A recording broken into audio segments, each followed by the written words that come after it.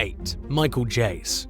Michael Jace's professional acting career began in the early 90s with occasional small roles in some pretty well-known shows and movies, including Law & Order, Star Trek, Boogie Nights, Forrest Gump, and more. He eventually landed a regular role on the FX police drama The Shield as one of the main characters, Officer Julian Lowe. But the New Jersey native found himself in the exact opposite shoes of a police officer in 2014, when the Los Angeles Police Department received a report about a domestic violence incident at his residence. Jace placed at least one emergency call, during which he told a 911 dispatcher, "I just shot my wife." When officers arrived, they found April Jace dead from gunshot wounds. They questioned Michael, and he confessed to committing the fatal shooting during a fight after April said she wanted a divorce. Their 8- and 5-year-old children were in the room when the crime occurred. Jace claimed that he never meant to kill his wife, who was a professional runner, and that he was just trying to shoot her in the leg to cause pain. But April was shot 3 times, leading detectives to seriously doubt his claims that he killed her by accident. 2 years later, in 2016, Jace was found guilty of second-degree murder. He was sentenced to 40 years to life in prison and is already 60 years old, which means that he'll most likely spend his remaining years behind bars. At his sentencing, Jace apologized to April's family, but her mother had no interest in his expressions of remorse and walked out of the courtroom during his statement. 7. Cain Velasquez. In March 2022, news headlines reported that former UFC heavyweight champion Cain Velasquez was taken into police custody following a shooting at an intersection in California's Bay Area.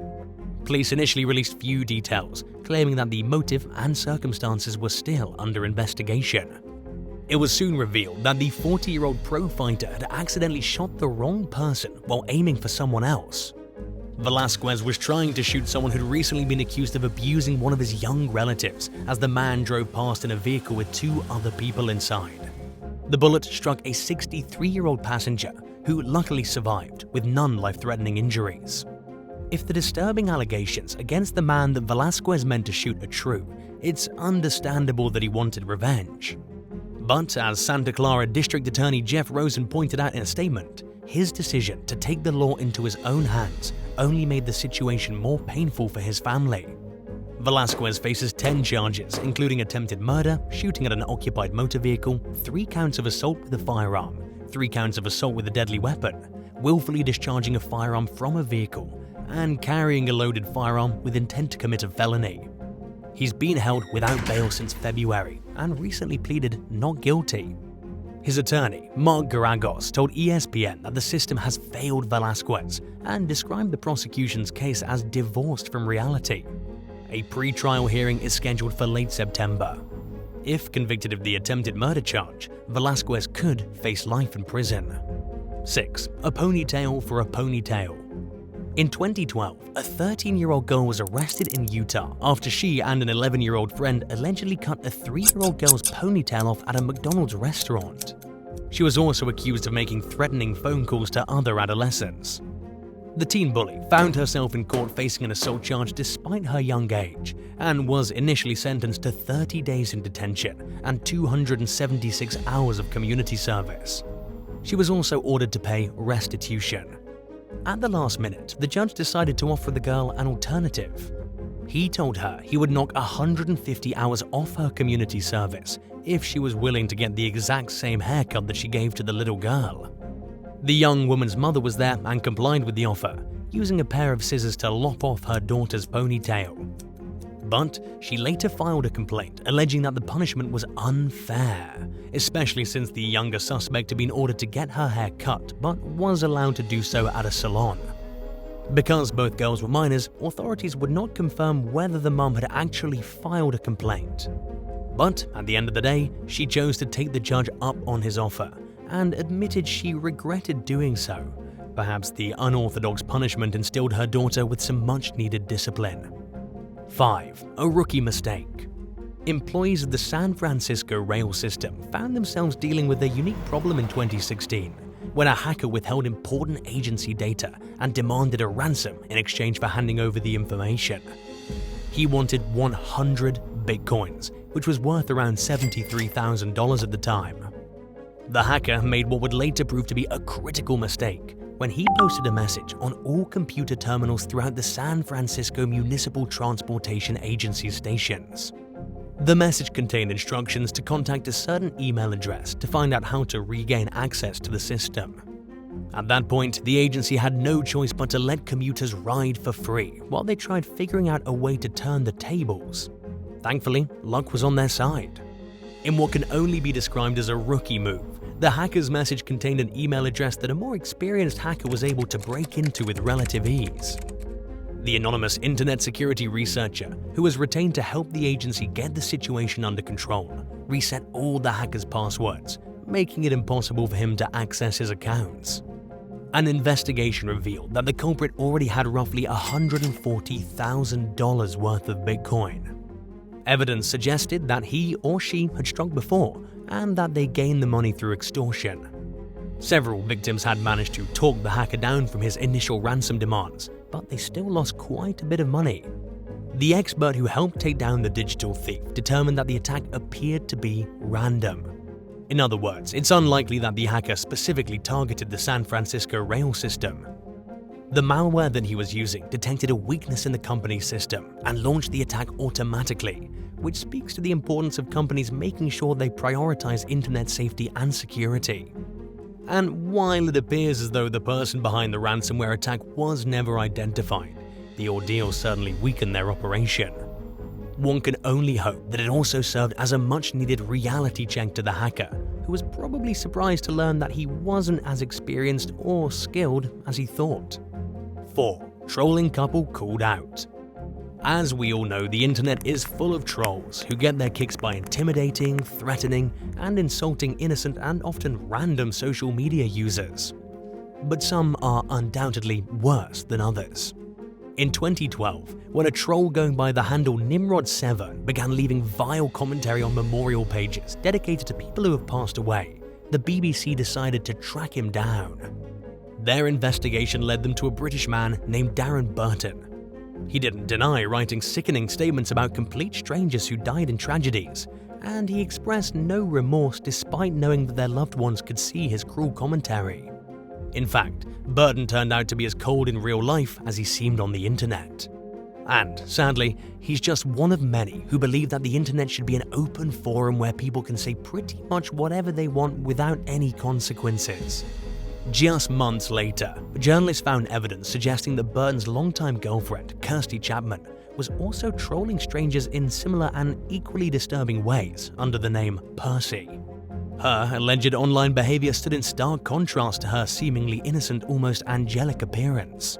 And while Chapman denied being Percy, few were convinced that she was the wholesome mother she presented herself as to the press. The couple was never charged with the crime, but the court of public opinion drew its own conclusions about their guilt. Once the names were out there, the pair no longer had the option of hiding comfortably behind a screen and tormenting people without drawing suspicion. 3. Public transit punks. In 2016, a group of unruly teenage boys filmed themselves wreaking havoc on a public train in Sydney, Australia. The footage somehow found its way to a local Facebook page dedicated to exposing reckless and obnoxious behavior. In the video, a boy can be clearly seen throwing a seat off a moving train and into a busy highway, putting motorists' lives at risk. One look at the page revealed to transit police that this was far from an isolated incident, and that there was an ongoing problem with adolescents doing dangerous and disrespectful things on public transportation. And, unfortunately, many seem to be getting away with their bad behavior. But the boy who was captured on camera throwing the chair wasn't so lucky. His mother found out about the footage during his birthday party and immediately took him down to the police station to own up to the deed. He allegedly told police that an older boy had bullied him into the stunt, and at the time the story broke, investigators were still weighing whether or not to criminally charge him. Like many others, the youngster seemed to have thought that he and his buddies got away with their behavior, until he spent his birthday trying to explain himself to the police. In addition to the shock of realizing he wasn't so smooth after all, it was humiliating to say the least, especially once word got around that his own mother turned him in. 2. Tattling on a troll. Alana Pierce was just 20 years old when she gained an online following as a video game reviewer in 2014.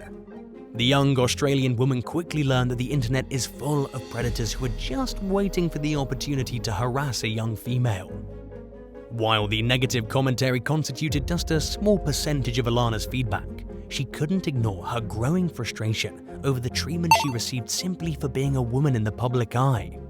She eventually got fed up with the abuse, which included threats and other disturbing messages, but she knew that the trolls wanted a response from her, and that interacting with them directly would probably get her nowhere. With a little digging, Alana realized that many of her trolls were young. Some were even minors. She started contacting their mothers with screenshots of what their sons were saying to her. Her unconventional method of combating the harassment quickly made news headlines. When the story first broke, Alana said that only one of the mothers had responded to her messages.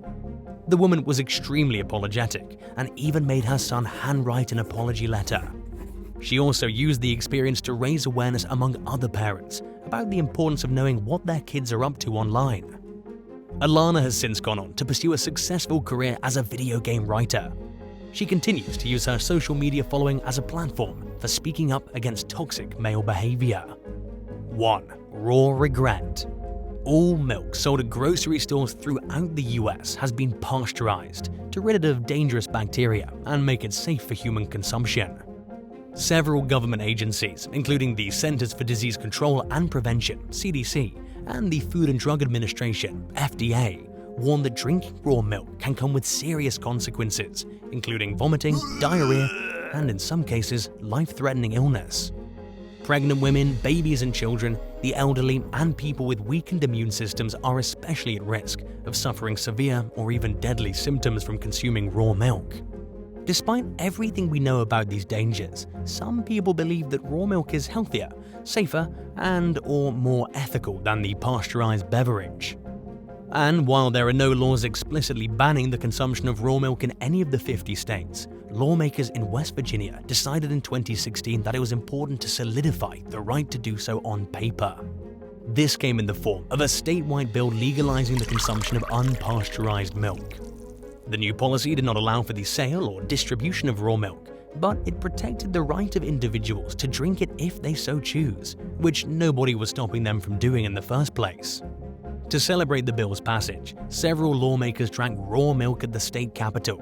It wasn't long before those who indulged started to feel sick. At least 3 people went to urgent care centers or emergency rooms with symptoms like nausea, fever, and diarrhea.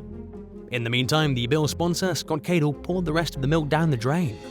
Officials were therefore unable to obtain a sample for testing, and the findings of an investigation into the mysterious outbreak were ruled inconclusive. Some lawmakers claim that the illness was from a stomach bug and that it was unrelated to the milk consumption, but investigators seem to have trouble getting many people to open up about the matter. Only 3 people admitted to drinking the raw milk, but more than 3 people got sick, and the timing seems to suggest that perhaps these high-ranking politicians wanted to quietly square the situation away to avoid admitting that they blatantly dismissed scientific facts about the dangers of raw milk. Thanks for watching. Would you rather be outranked as one of the top performers at your workplace by a talented new hire, or have your work performance take a hit because you're constantly fixing a fellow team member's mistakes? Let us know in the comments below and don't forget to subscribe. See you soon. Bye.